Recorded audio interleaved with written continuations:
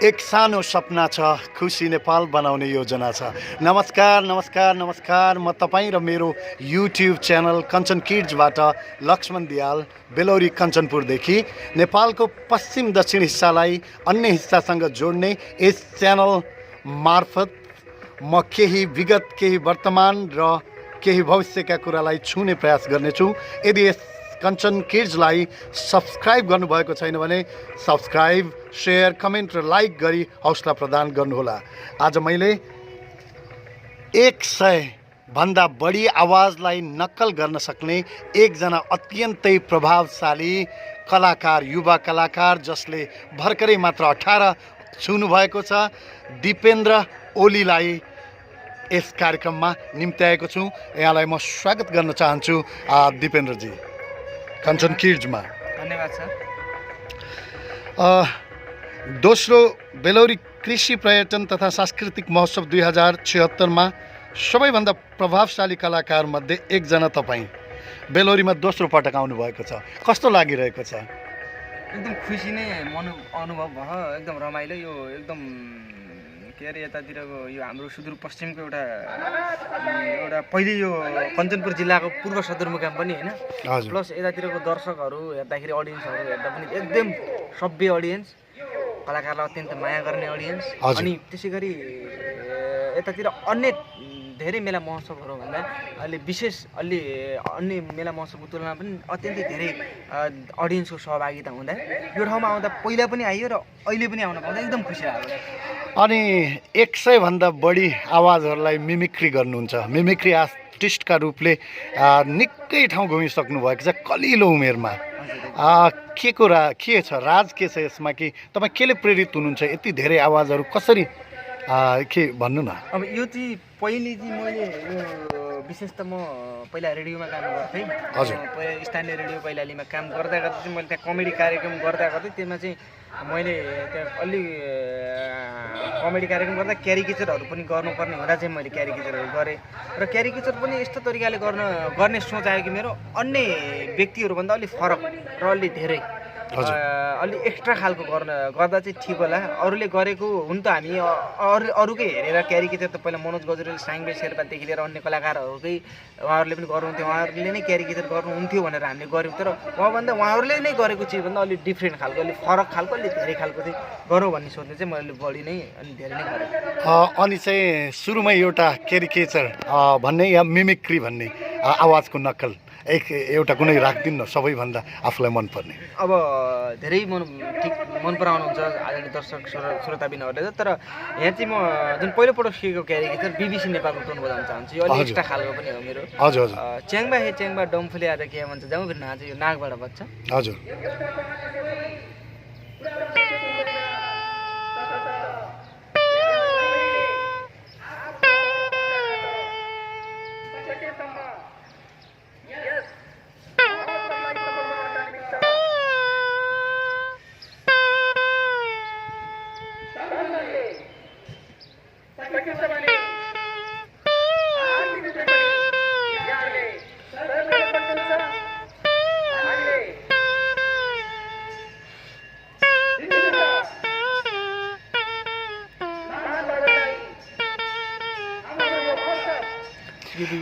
धन्यवाद। निकै राम्रो, निकै डिफ्रेन्ट। यस्तो हामीले बिरलै सुन्न पाउँछौँ क्यारिकेचरिस्टहरू या फेरि मिमिक्री आर्टिस्टहरू थुप्रै कुराको नक्कल गर्नुहुन्छ, तर यो अलग्गै खाले यहाँले प्रस्तुत गर्नुभयो दिपेनजी।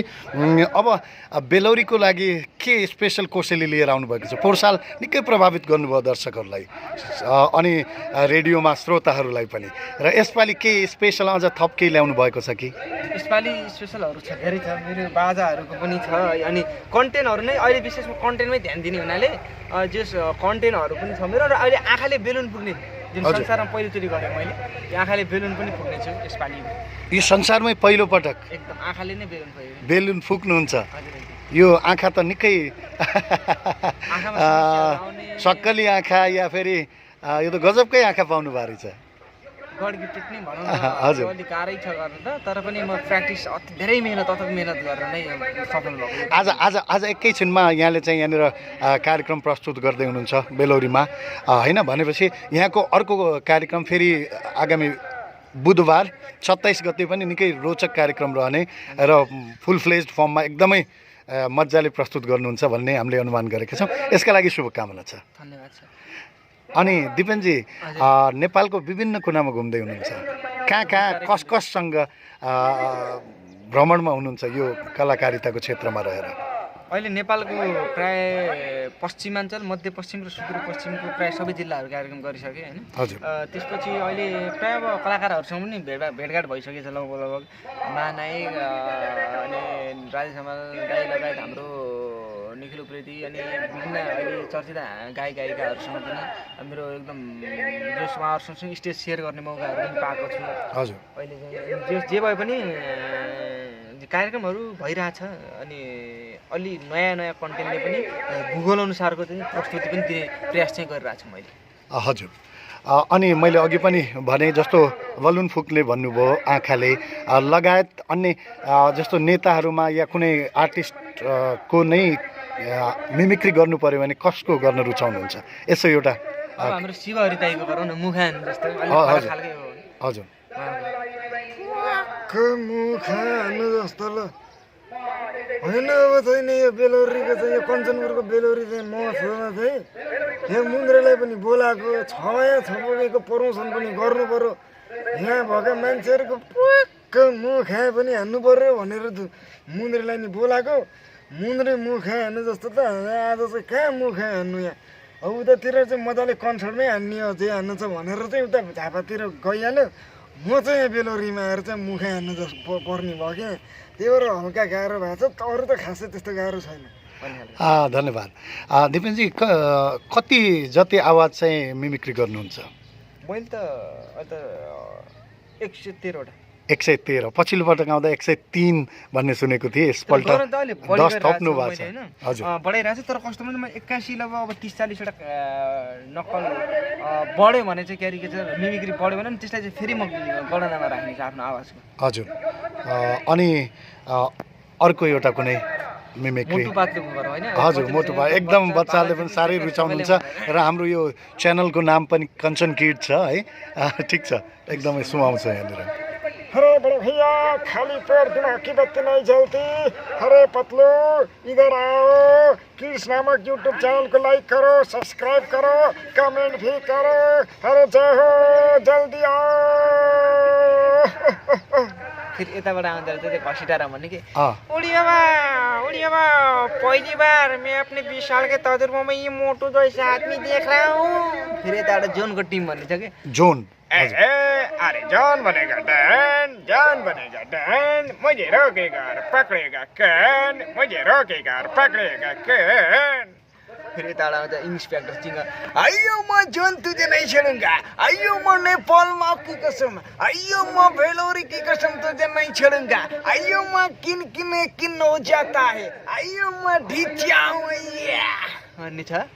फिर डक्टरहरुका अन्य आउँदो रहेछ फेरि, अरे मोटू मेरे यार, मेरे भाई, मेरे प्रो ऐसा मत करो यार, अरे मार दुनिया पप्पड़ वाले ने यार, बल्ले बल्ले भन्ने खालको कि बल्ले बल्ले भन्ने शब्दले त फेरि गाह्रो पनि पार्छ कहिले काहीँ। जस्तै एउटा हाम्रो यो बल्ले बल्ले भन्ने शब्द चाहिँ पन्जाबतिर बढी युज गरिन्छ। अहिले नेपालको लागि राजदूत हुनुहुन्छ जुन पन्जाबी राजदूत मनजित सिंह पुरीजी, हजुर, उहाँले एकपटक हाम्रो प्रचण्डजीलाई भन्नुभएको छ कि नेपालमा, हजुर हजुर, ऐ सत श्री अकाल जो बोले सोनी हाल की हाल है, अरे प्रचण्ड पाजी बल्ले बल्ले भनिदिनु भएको छ। हेर्नु, यो बल्ले बल्ले भनेको पन्जाबी भाषामा त्यति नराम्रो भन्न खोजेको त होइन। हजुर, तर प्रचण्डजीले बल्ले बल्ले भन्नु नबुझेर उहाँले चाहिँ निश्चित रूपमा अहिले हामी मने कसैले बल्ले भन्दा मने बल खेल्ने पक्षमा छैनौँ। थाहा छ, कहिले मने हामीलाई चाइनाले बल बनायो, कहिले मने इन्डियाले बल बनायो। अब हामी मने राष्ट्रवादी शक्ति एकबद्ध भएर अगाडि बढिसकेका छौँ। सक्नुहुन्छ भने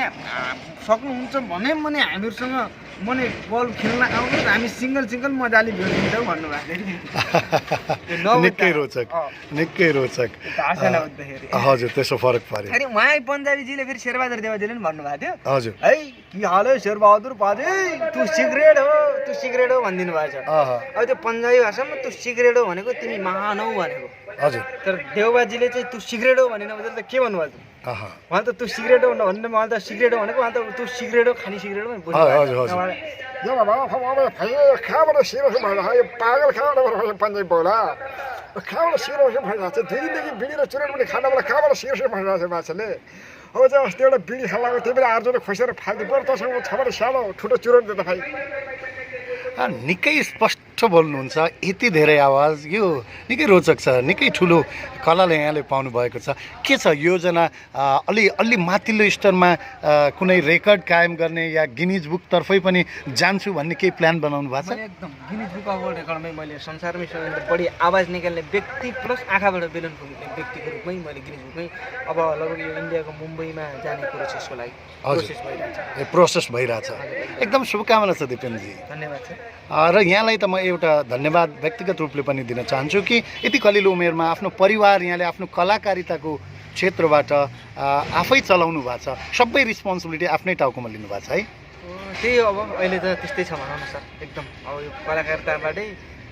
हुन त अब नेपाल जस्तो देशमा के नै हुन्थ्यो र त्यही पनि जे होस् सकेसम्म कलाकारिताबाट दर्शक दिनहरूको माया पाइएछ र त्यस अहिले अरूमा पनि ठिकै छ त्यही त एकदमै खुसी लाग्छ यस्तो युवा देख्दाखेरि यस्तै युवाहरूले देश बन्ने निश्चित छ अनि तपाईँले जस्तो कागको आवाज निकाल्दाखेरि कागहरू समेत झुम्मिने आउने हामीले देखेको थियौँ मैले प्रत्यक्ष देख्न सुन्न पाएको थिएँ भनौँ न पछिल्लो पटक यहाँनिर कुनै एउटा कागको या कुनै जनावरको केहीको आवाज निकाल्नुहुन्छ कि झिँगाको निकाल्नु त झिँगाको ल ठिक छ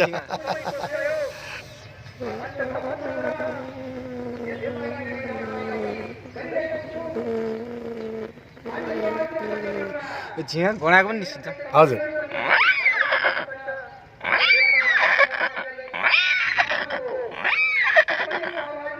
उताको अझ त्यो आवाजहरू छ डिफ्रेन्ट हजुर कागको एकैछिन कागको चाहिँ निकालेर हेरौँ न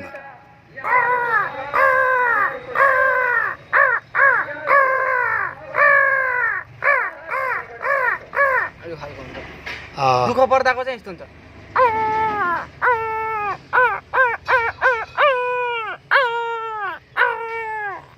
यो खालको चाहिँ आवाज हुन्छ यो कसरी स्टडी गर्नुहुन्छ यो दुःख पर्दा यस्तो गर्छ मैले अनुसन्धान गर्छु होइन पहिला यो जङ्गलतिर गएर यसो पशुपक्षीहरूको भाषाहरू बुझ्ने प्रयास गर्थेँ कि मैले हजुर अनि त्यतिखेर चाहिँ मैले बुझेको यो कागले चाहिँ 5 किसिमको आवाज चाहिँ मैले 5वटा भाषा चाहिँ बुझ्छु र मैले कागलाई आ भने आ बस भने बस उठ भने उठ खा भने खा जा भने जा पनि बनाइदिन सक्छु कस्तो राम्रो तपाईँ त जन्मिँदै अरू बच्चाहरू रोएर जन्मिन्छन् तपाईँ मिमिक्री गर्दै जन्मिनु भयो कि जस्तो लाग्यो यति धेरै पर्फेक्सन तपाईँको मिमिक्रीमा देखिन्छ है राम्रो एकदम खुसी लाग्छ दिपेनजी प्र्याक्टिस पनि हो गड गिफ्टेड पनि हो मिमिक्री भनेको चाहिँ अलिक फरक खालको कला नै हुन्छ दिपेनजी तपाईँसँग धेरै बेरसम्म भलाकुसारी गर्ने मन थियो तर समयको पाबन्दीले गर्दा म अब यो कार्यक्रमबाट बिट मार्ने अनुमति चाहनेछु त्यसअघि अन्तमा नयाँ पिँढीलाई नयाँ युवाहरूलाई के भन्न चाहनुहुन्छ के गर्न सकिन्छ त युवाहरूलाई चाहिँ सकेसम्म चाहिँ यो विदेशी भाइ बहिनी बालबालिकालाई के भन्नु विदेशिएर अनि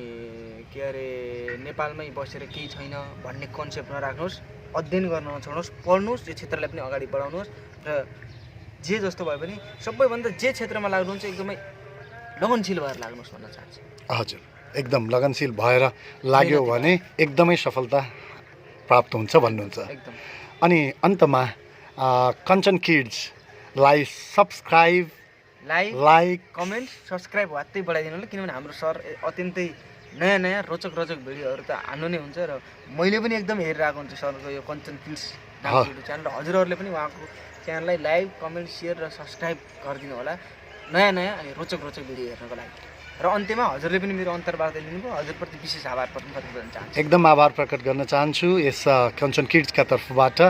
दिपेन रौलीजी, यहाँको आगामी जीवन सुखमय रहोस्, यही शुभकामना सहित अबलाई भन्न चाहन्छु,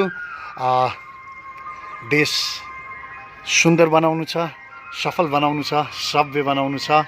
एउटा सानो सपना छ, सुन्दर, सफल र सुखी नेपाल बनाउनु छ। हवस् त, यस च्यानललाई सब्सक्राइब गर्न नभुल्नुहोला। म कञ्चनपुरको यस हिस्साबाट, नेपालको पश्चिम दक्षिण हिस्साबाट नेपालको अन्य हिस्सालाई जोड्ने भरपुर कोसिस गर्नेछु। आजलाई यति नै। हवस् त, नमस्कार। यहाँको जीवन सुखमय रहोस्। र साथसाथै यो बेलौरी महोत्सवलाई सपोर्ट गर्न नभुल्नुहोला। यसलाई थुप्रै दर्शकहरूले सपोर्ट गरिदिनुहुन्छ भन्ने विश्वास पनि लिएको छु। हवस् त, नमस्कार।